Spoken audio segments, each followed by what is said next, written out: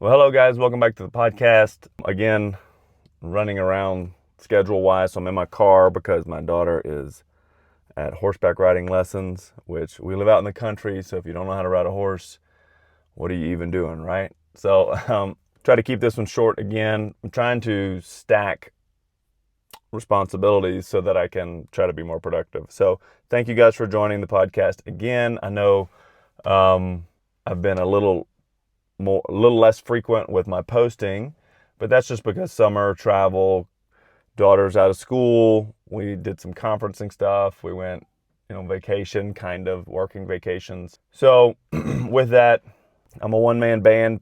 I have a couple of people that help me with this stuff, but as far as content being produced, I'm the only one who does it. So when I'm too busy, it just is what it is. But thank you guys for joining me. I appreciate anybody who keeps tuning in. I'm always thankful for you. And I wanted to share a quick thought, something I've been chewing on, and I'm gonna do a more in-depth study and teaching on this, possibly with some more corporate clients that I have, and possibly a podcast as well. But the thing I've been chewing on is I've noticed a pattern, and I'll post about this. I post about this a little bit, is that we have a big movement going on in the United States. It's called the MAHA movement, whatever, Make America Healthy Again. And I don't care where you are politically. I truly don't care. I think we can all agree that America is less healthy than it needs to be. I mean, when roughly 88% of people have some form of metabolic dysfunction, by the year 2050, I think it is, that more than 50% of Americans will be considered obese.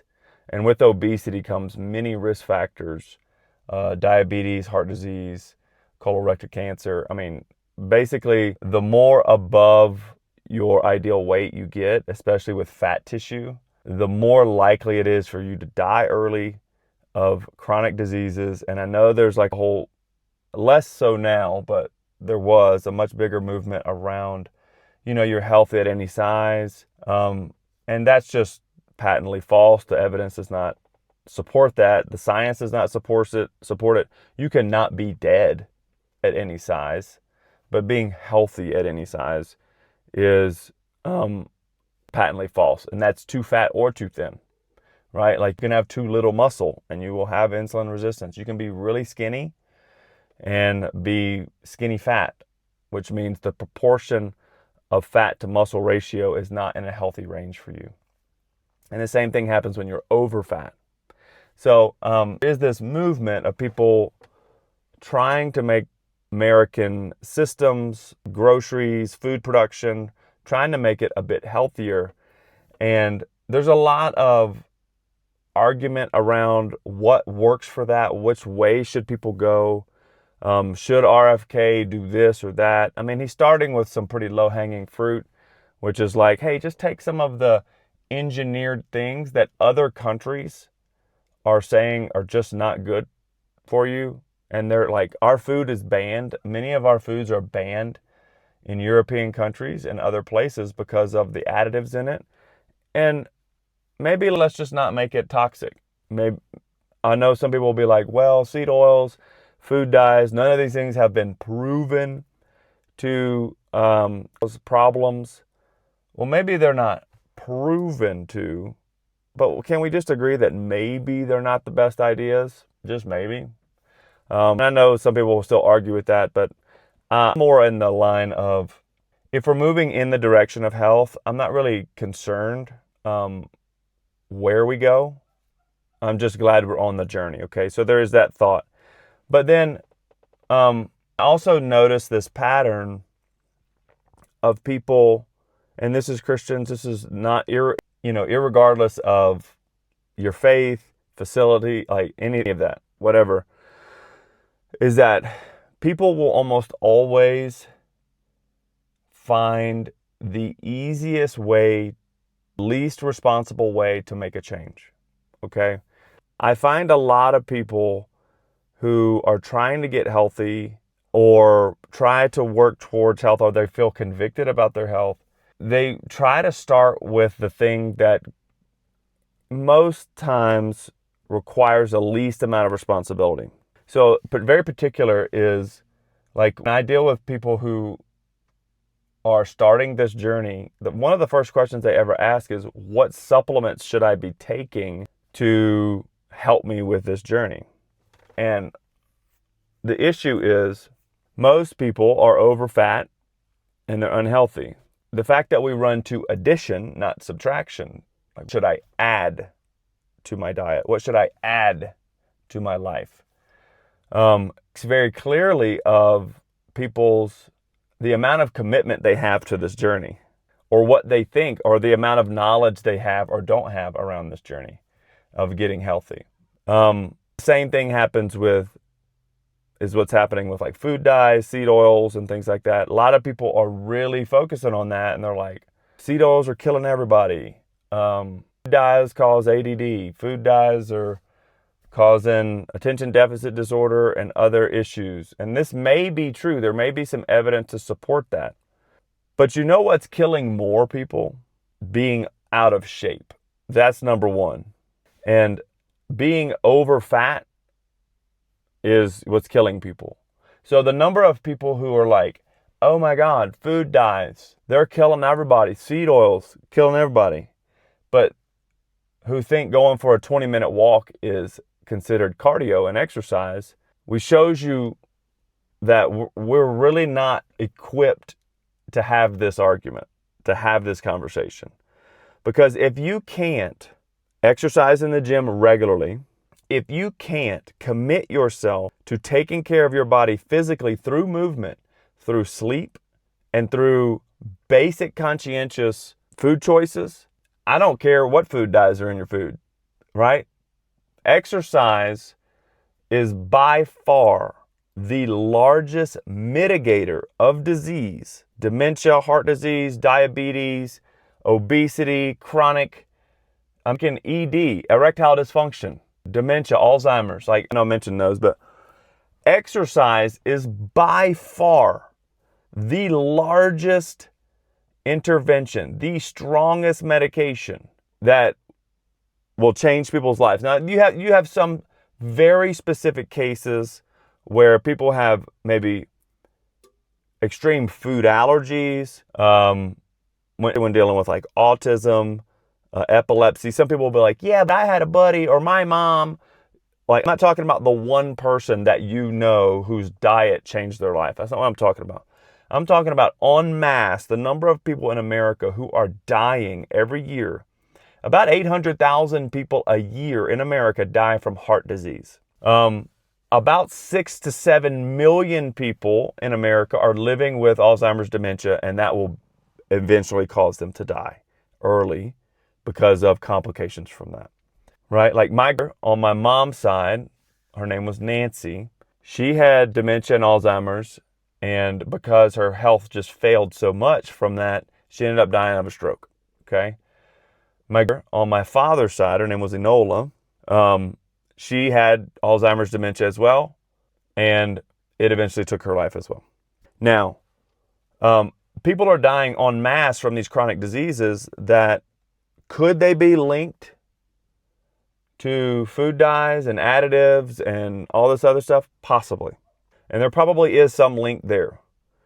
But we know that having low cardiorespiratory function, your VO2 max, is a much higher predictor of all-cause mortality, dying of anything, than any diet intervention, any fast food diet, SAD diet, standard American diet. These things are far more predictive of health, longevity, or the lack of, than any diet that we have. I don't care what anybody says. Everybody I know who is very fit, like people who work out hard, they train hard, they don't make excuses for not exercising. They exercise regularly. They're somewhat obsessive and addicted to it because they've seen how powerful it is. They have so much more margin when it comes to every other area of life, including diet, that it's very difficult to argue food dyes with them. It's very hard to argue seed oils with them. It's very hard to argue, you know, trans fats, ultra processed foods, right? It's very hard because they are literally using the largest hammer possible to chip away at chronic disease, and that is exercise, and it gives them so much more margin, right? Like I have a lot, right? Like I lift weights 2 to 3 times a week. I do jujitsu 2 to 3 times a week. I run and I hike. Like I just did an 8-mile hike the other day at like 10,000, me and my dog, right? So I was at high elevation and hiking. So very strong cardio output. I can get away with eating pretty much anything. I can eat seed oils and I don't cut them out. I don't cook with them. I don't use them in my house, but I also don't go to restaurants and be like, oh, is that made with seed oils? Oh my God, right? I don't have to do that. And some people will be like, yeah, well, wait for your colon to fall out. There's always some yahoo who knows better than you, even though they have no social proof and no education around it, right? Like I've seen guys like Mark Sisson, and sorry if I ramble, but this is kind of stream of thought kind of stuff. Like a guy like Mark Sisson. Mark Sisson is one of the original kind of primal eating guys. He's in his 70s now, looks great. Dude's a savage, was a competitive like marathoner. Like he was just a savage back in the day. He works out, does sprints multiple times a week. He walks 10 to 15,000 steps a day. He lifts weights 2 to 3 times a week. He eats basically a clean diet, drinks wine most nights, right? Like, and people will still be like, he's got abs. He's like 75 years old. He's got abs. He's got a tan you would die for. He looks great. His wife is beautiful. He's a millionaire. Like he's got it all going for him, right? And even he's saying, like, we don't need to be this strict, right? And like people are being like, because everybody's on the no alcohol kick, which is great. No alcohol is awesome. But then you've got people who they're on the no alcohol kick and they're demonizing everybody who is on alcohol. Like he's like, I drink 2 glasses of wine every night and I'm fine. And the people are still like, yeah, but until you get colon cancer from all those steaks and wine. You know what I mean? It's always some yahoo.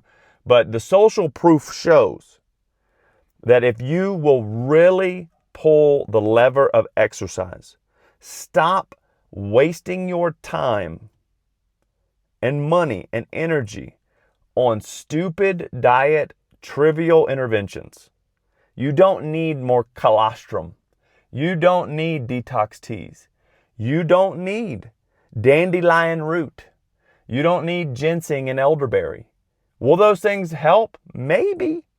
But none of it will help like being able to run a mile and not dying. None of it will help like getting in the gym. None of it will help like just being physically fitter than you were. So I'm getting to the place where people are asking me about supplements and they're asking me about diets and all this other stuff. And I'm like, stop distracting and sabotaging yourself with stupid information.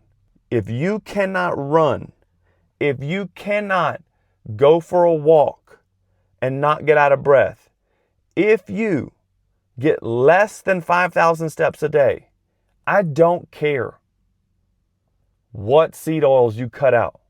I don't care how much creatine you take. You are not fit. Therefore, you are not healthy.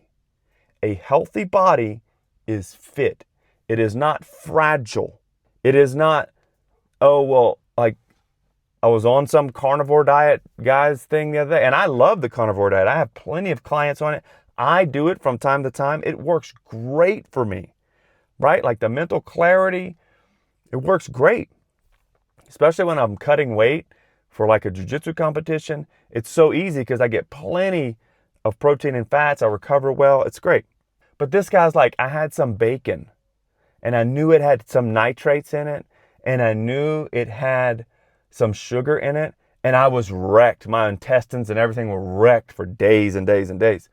And I'm like, I know we're supposed to be healthy and stuff, but if your metabolism is that fragile, if your body is that fragile, that is not health. That is not health. Health is resilience. Health is resistance, persistence against disease, against dysfunction, right? So if in this journey of faith and fitness, and you are focusing so hard on diet and you're not exercising regularly, you can't go to bed on time, you can't get to the gym, you are self-sabotaging. You are distracting yourself from the real work. The blessing of longevity, the blessing of health, the blessing of resiliency in your metabolic system and your joints, your mental health, is in the work you're refusing to do. It's in the training, not going to Barry's boot camp. That might be helpful from time to time. Doing your trampoline work, that's fun. But if you're not progressively lifting weights to get stronger, and you're not progressively trying to get your cardiorespiratory fitness up, either through running, biking, hiking, doing sprint intervals, doing martial arts like jiu-jitsu, something where your heart rate has to get up, boxing, anything that gets your heart rate up and allows you to use oxygen more efficiently. If you're not doing that, you are wasting your time, because red dye number 40 is not going to kill you. A low VO2 max is likely to kill you as quickly as smoking. A low VO2 max, low cardiorespiratory function, is correlated with death as much, if not more, than smoking. So I get it that we're all focused on Maha, let's get the seed oils out, and I'm for it. But if you're sitting on the couch and you're still 40, 50 pounds overweight, and you get out of breath going to the car, you get out of breath picking up your kids, if your toddler takes off running and you can't catch them, you are doing yourself a disservice. You are majoring on minors, okay? We must major on the majors. And the real major things that matter are you strong for your size and age? Are you fit? Can you run? Can you sprint? Are you mobile? And I don't mean mobile like can you stretch? Because stretching and balance work has nothing to do with longevity. Nobody who does stretching is not correlated with longevity. Stress management. So if you do yoga classes and you deal with your stress, yeah, that helps. But being able to touch your toes and doing a split, that okay. So if you're not physically getting stronger, moving around more, getting out of breath often, and loading yourself, like loading your joints in a full range of motion, which would be like squatting all the way down, getting on the ground, getting back up, doing deadlifts, like so being over, using your back to pull things. If you're so fragile that you do basic things without getting out of breath or injured, but you're focused on seed oils, carnivore diet, veganism, and you're really focused on diet, you are gaslighting yourself that this is the thing that's going to help you. It's not going to help you. It might help a little bit, but it ain't going to change things, right? And a lot of people are like, well, I'll get in the gym, I'll start exercising whenever I lose this weight. Well, the discipline it takes to lose the weight is the same discipline it takes to be in the gym. So do them all together.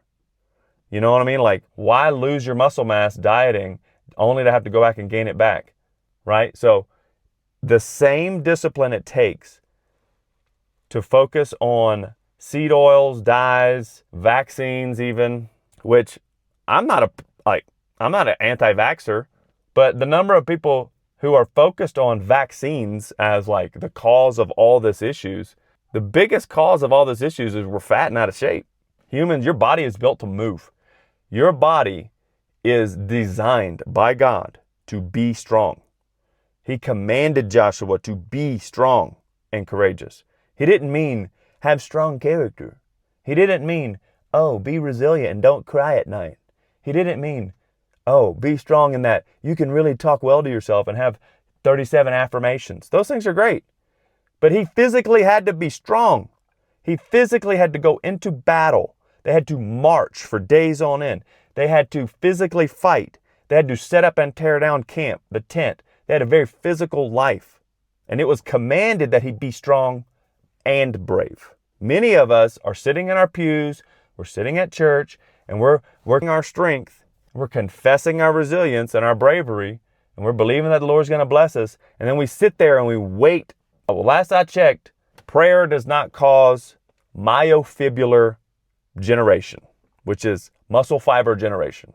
Last I checked, sitting around waiting causes muscle atrophy.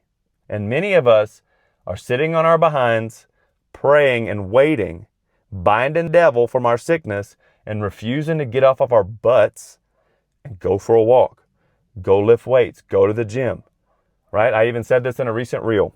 If you get a diagnosis of some type of chronic lifestyle disease, like, oh, you're pre-diabetic, you've got diabetes, or, kidney disease, which is linked back to metabolic disease. You've got erectile dysfunction, which is one of the first signs for most people that you're insulin resistant, which is going to lead you into diabetes, heart disease, all this other stuff. If you get that diagnosis and your first response is to bind the devil, well, you're the devil that needs to be bound because you did it to yourself. Because diabetes ain't floating around, jumping on people. It's not the flu. It's not a bacterial infection. It's not a virus. It is the culmination of poor choices and poor responsibility being taken in your life. That's just the way it is. And I'm sorry if I'm sounding a little upset, but I'm starting to get frustrated with people, and Christians in particular, because we're lazy and we shuck responsibility onto the Lord when it's your responsibility to be fit. It's your responsibility. Jesus didn't pray and teleport himself from town to town. He walked. He walked miles a day, right? Because his ministry required that he do those things. Now, our ministry might not require us to walk around a lot, but it still requires you to be healthy, still requires you to be responsible, and it still requires you to be fit to do the things that God's asked you to do. If God's asking you to grow a ministry that will change generations, well, you got to be around. You got to be around, man. It's really hard for me to watch so many church leaders who have giant guts, they're out of shape, and they're telling people how to live. I'm not saying you got to be perfect at it. I'm not saying you got to look like a model. I'm saying, but you should look like you're at least trying, right? We're shucking responsibility onto the Holy Spirit for things that we are physically responsible for, and that is your health. So people will often say, well, I don't have time for this, and I don't have time for that. Pull out your victim card. Just go ahead and put it on your head. Pull your victim card out. You're a victim of life. But the last time I checked, you were in charge of your own calendar. Last time I checked, you signed all your kids up for 19 sports, right? Like, I'm at horseback riding right now, okay? Some people will be like, well, my kids have soccer or baseball every night. Well, what are you doing during that time? Sitting in the car? Or are you working out at the field, right? Like, there's a 1 mile road right here next to me. As soon as I'm done with this recording, I'm going to walk that road. Some days I run it. Why? Because I'm fitter than you? No, because I refuse to preach one thing and not live it. I refuse to ask God for blessings in my life and in my health without me putting some skin into it. I refuse to ask, for instance, I refuse to ask God to bless my finances without me giving to him first. I have to pay my tithes. I refuse to ask God to bless me physically with longevity and health and, any diseases that may come towards my family without me first putting in the equity of health. I can't do that, but we do it all the time. We do it all the time. We're asking God to bless our churches and, God to bless our churches, bless our leadership, and we're not leading ourselves. Are you leading yourself? So anyway, let me get off that rant.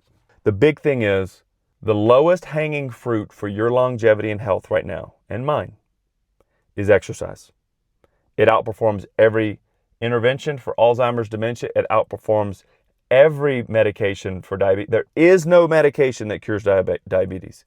There is no medication that cures Alzheimer's. But a low carbohydrate diet and exercise outperforms everything. Everything. Many times over, everything. If I told you there was a pill right now that could lower your chances of having a heart attack by 50%, you would be like, sign me up, man, because everybody's dying out here from that.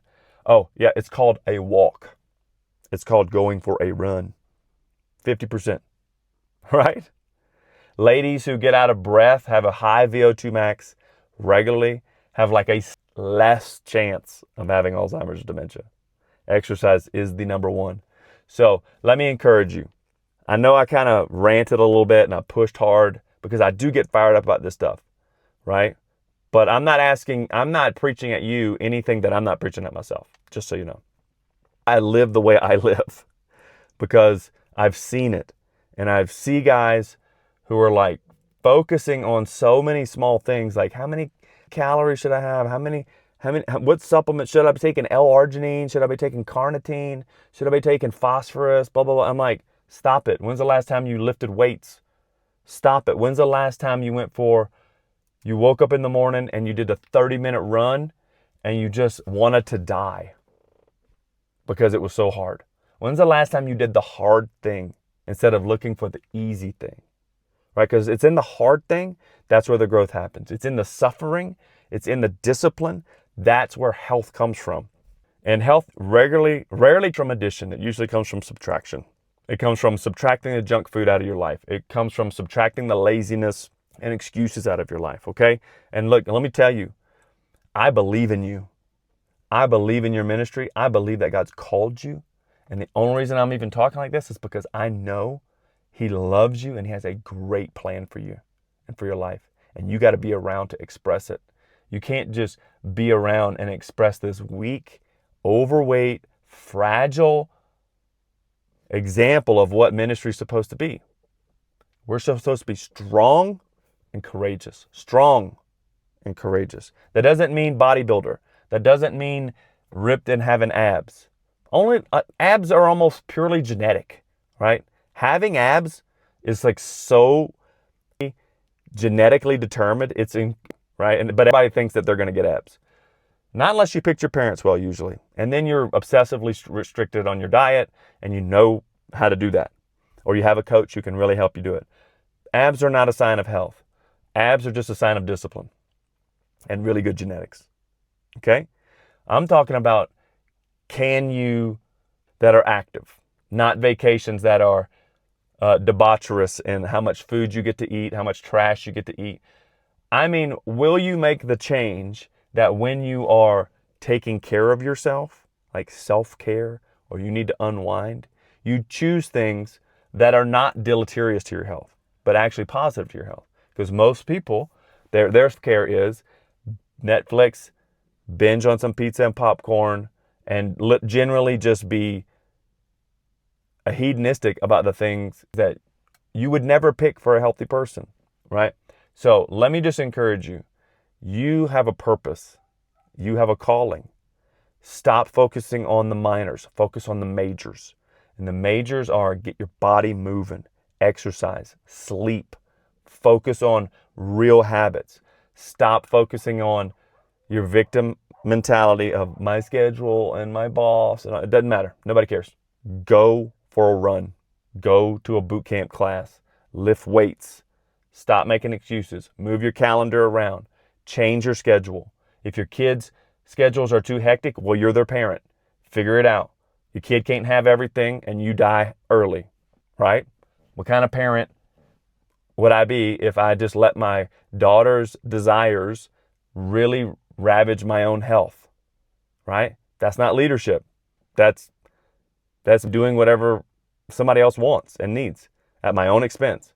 Leadership is doing exactly what needs to be done so that everybody has what they need, they can grow, but so do I, right? So lead your family, lead yourself, right? There's just a lot to it. I could keep going. Anyway, I just want to encourage you. I'm fired up because I believe in people. I'm fired up because I know God's got a purpose for you. I'm fired up about this because I know how important it is. And I know how devastating it is to people when their health is failing and they feel like they can't do anything about it. Well, you can go for a walk. You can start there. It is the largest determiner right now. It's how fit you are will determine how healthy you are. It's the biggest thing. So let me encourage you, go. Stop making excuses for yourself. Go. All right? So we love you. We appreciate you. If you have questions or concerns or you're mad at me because I said these things, you can email me at adambroud, that's BRAUD.com. And follow me on Instagram. Follow me on Twitter or X. Follow me on Facebook. Let's get into the conversation. If I said something that upsets you, perfect. I would love to hear about it. If you're encouraged or determined, I would love to hear about it. Okay? So, share this with somebody that you think needs to hear it, and we'll talk to you soon.